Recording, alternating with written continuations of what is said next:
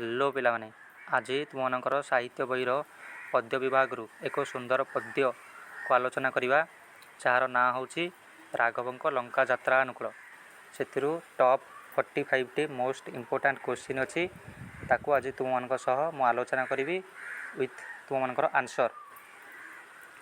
तो चलतु डेरी नक वीडियोटी को आरंभ करवा। तुम मनकर प्रथम क्वेश्चन है कवि सम्राट किए? उपेन्द्र भंज। केउंटी उपेन्द्र भंजक रचना नुहे? पद्मिनी। राघवंक लंका यात्रा अनुकूल कवितार कवि किए? उपेन्द्र भंज। उपेन्द्र भंज केउ राजवंश जन्मग्रहण करते? घुमुसर। राघवंक लंका यात्रा अनुकूल कविताटी कविंकर केउ काव्यरु संगृहीत? वैदेहीश विलास।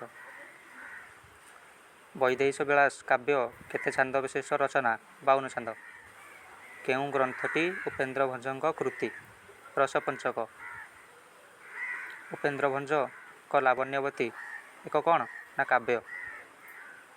9 नंबर क्वेश्चन उपेन्द्र भंजक द्वारा रचित केउ पुस्तकटी एक पद्यात्मक शब्दकोश? गीताभिधान। 10 नंबर क्वेश्चन वैदेहीश विलास काव्यटी केउ आद्य वर्ण नियम रचित? ब। वैदेहीश विलास केउ प्रकार काव्य? रामकाव्य। उपेन्द्र भंज केउ मंत्र जप करी कवित्व लाभ करथिले? राम तारक मंत्र। वैदेहीश विलास काव्यर रचयिता किए? कवि सम्राट उपेन्द्र भंज। जदि तुम मनकर यही टॉपिक को पूरा डिटेल्स रे पढ़िबार अछि ताले कमेंट सेक्शन रे मते जणाओ। जणाइबा परे आमे एही टॉपिक रे गोटे डिटेल वीडियो बनाइबा। ठीक अछि। देन 15 नंबर क्वेश्चन पठित कवितार काहाकू राघव बोली कह जायछि? रामचंद्र। 16 नंबर क्वेश्चन रामचंद्र लंका यात्रा करथिले काहींकी? सीता को उद्धार करने। जलाधिपति किए ना वरुण?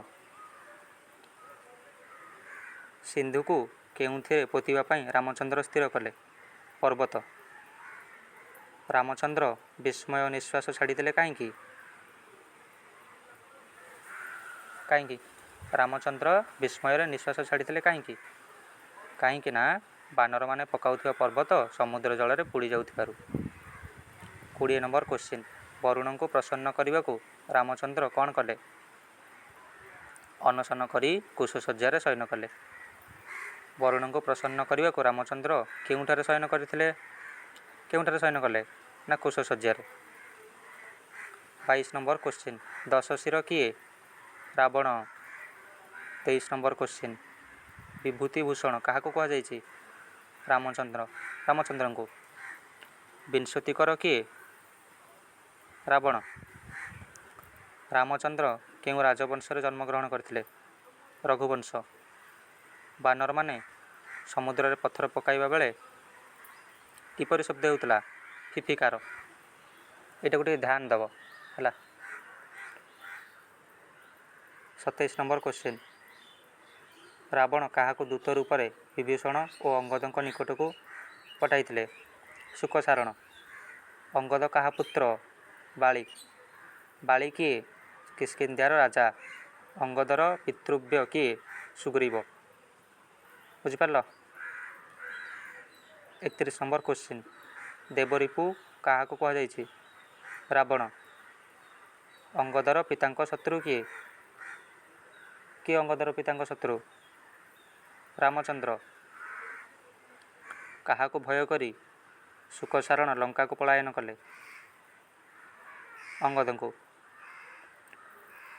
रामचंद्र वरुण को प्रसन्न करने को उचित मन कले काहींकी? वरुण जलर अधिष्ठाता देवता होइथिबारु। ठीक अछि।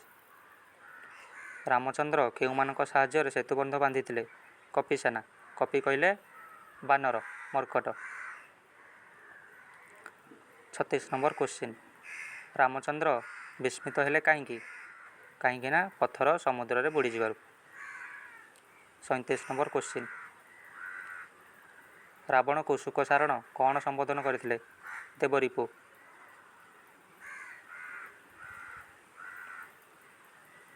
38 नंबर क्वेश्चन बड़ कूल रे किए जन्मग्रहण करथिले? विभीषण। शुकसारण केउ पथ देई सागर पारी होइथिले? आकाश।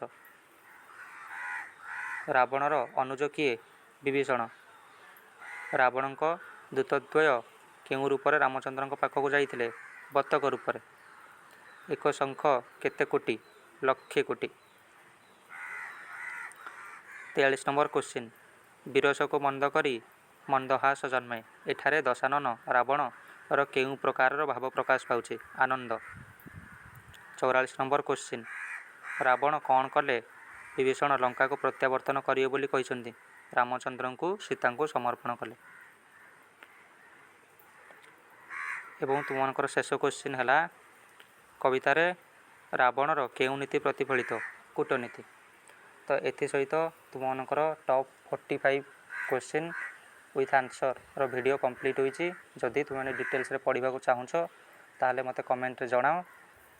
ଯଦି ଭିଡ଼ିଓ ତୁମମାନଙ୍କୁ ଭଲ ଲାଗିଛି ତାହେଲେ ଲାଇକ୍ କରିବ, ସେୟାର କରିବ, ଆଉ ଯାହା ବି କ୍ୱେଶ୍ଚିନ୍ ଅଛି କମେଣ୍ଟରେ ପଚାରିବ। ଆଉ ଯଦି ଚ୍ୟାନେଲରେ ନୂଆ ଅଛ ତାହେଲେ ଏଇଭଳି ଭିଡ଼ିଓ ରେଗୁଲାର ଦେଖିବା ପାଇଁ ଚ୍ୟାନେଲଟିକୁ ସବସ୍କ୍ରାଇବ୍ କରିବ। ନମସ୍କାର।